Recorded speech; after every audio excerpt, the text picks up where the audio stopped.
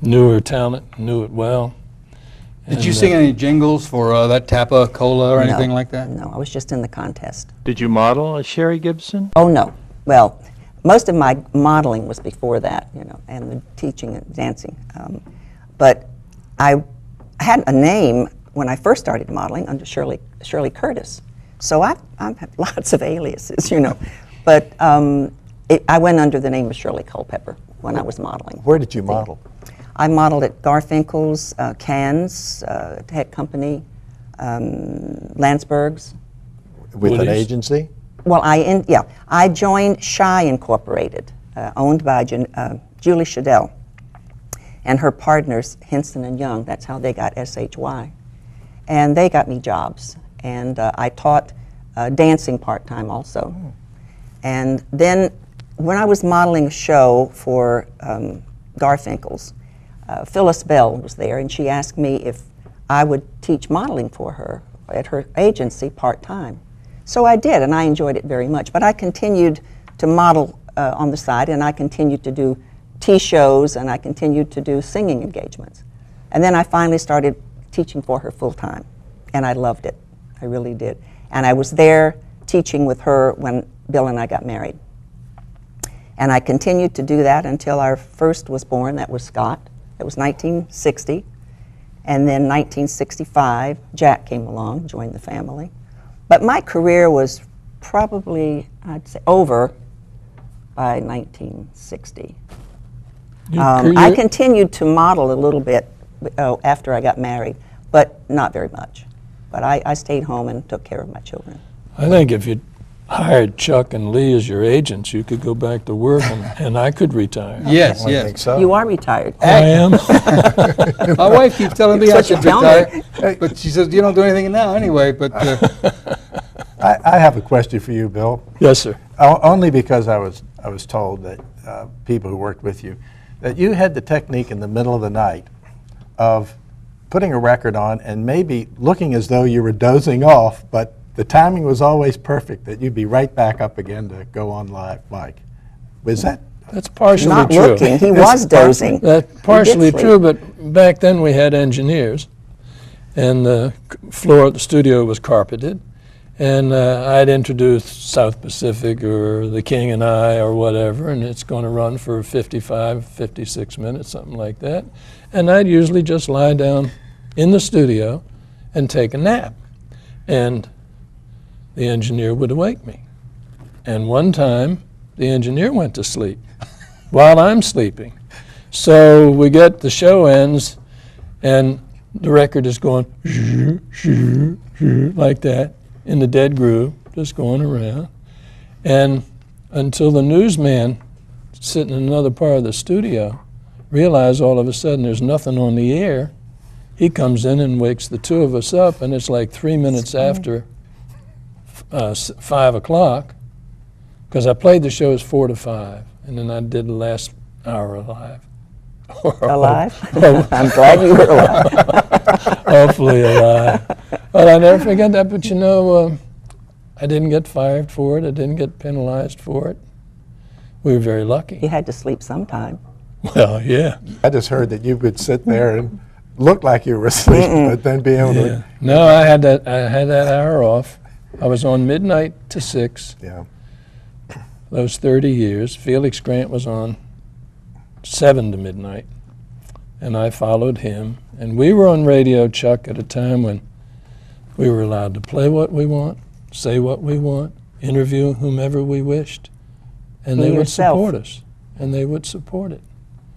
I don't think radio is that way today. At least I can't find a radio station that I hear that.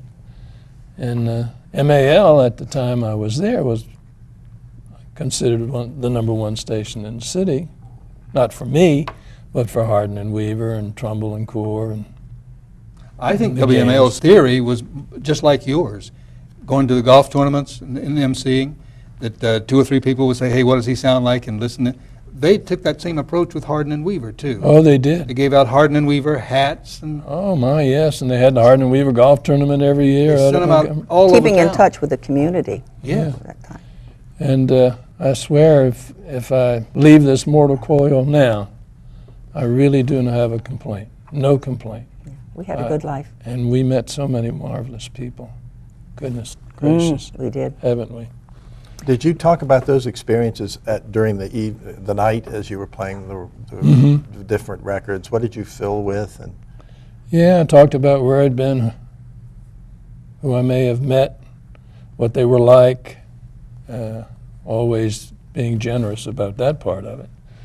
And I never met anybody nasty. I don't remember meeting anybody that I came home and said to Cheryl, I never said, honey, I met the rudest person I've ever seen, heard in my life. That just didn't happen.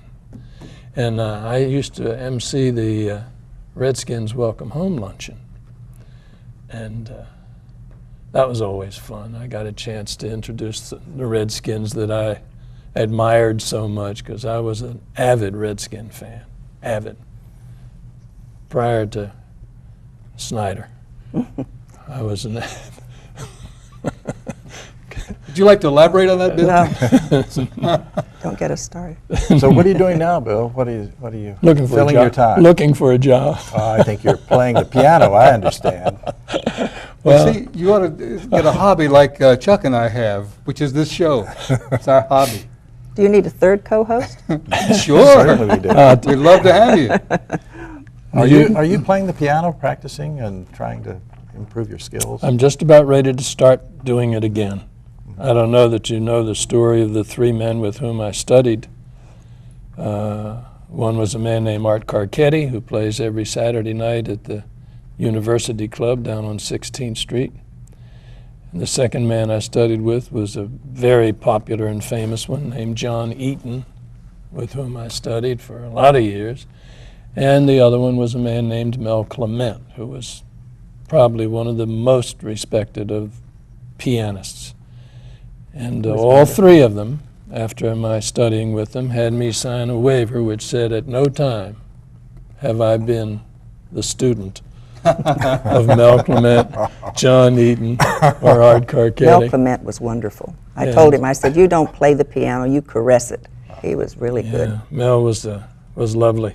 Well, and he had the nicest way of teaching. He would sit with his back to me. He loved to smoke, and he would smoke, and I would be over there playing the piano. And he would write out chord changes for me, and I would practice them for a week, and then I'd go back for the lesson. And he'd sit there, and he'd say, all right, play what we did, what I gave you. So I'm playing it, and he said, wait a minute. You played an A natural there. That's A flat. If you don't put the A flat in, the next chord is not going to be correct. And how he heard those things in his ear. Well, with the piano and the drums, you have a new career in music.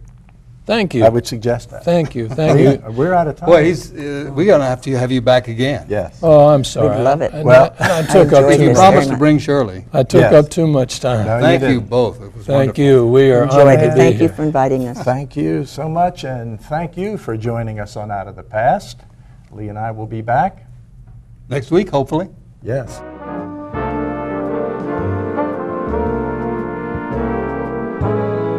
Well, hello everybody and welcome. Welcome to Music, Memories, and Mayhugh. And I'm the Mayhugh part of that. I'm going to be here for the next hour and play some music for you. Some of it I have collected over a 40-year career. Some you may have heard, some maybe you've never heard, some you wanted to hear again, and maybe a surprise or two. We'll have a moment with some of my friends who are musicians and entertainers and singers. I thought we'd start today with a song Cy Oliver arranged for the Tommy Dorsey Band in July of 1942, and believe it or not, Irving Berlin wrote this. It's called Mandy, Make Up Your Mind.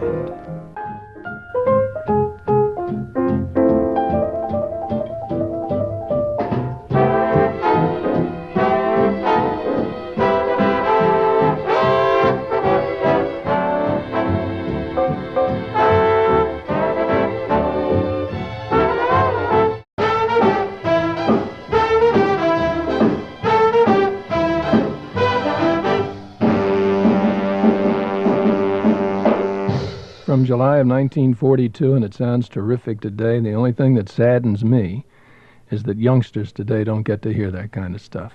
That's too bad.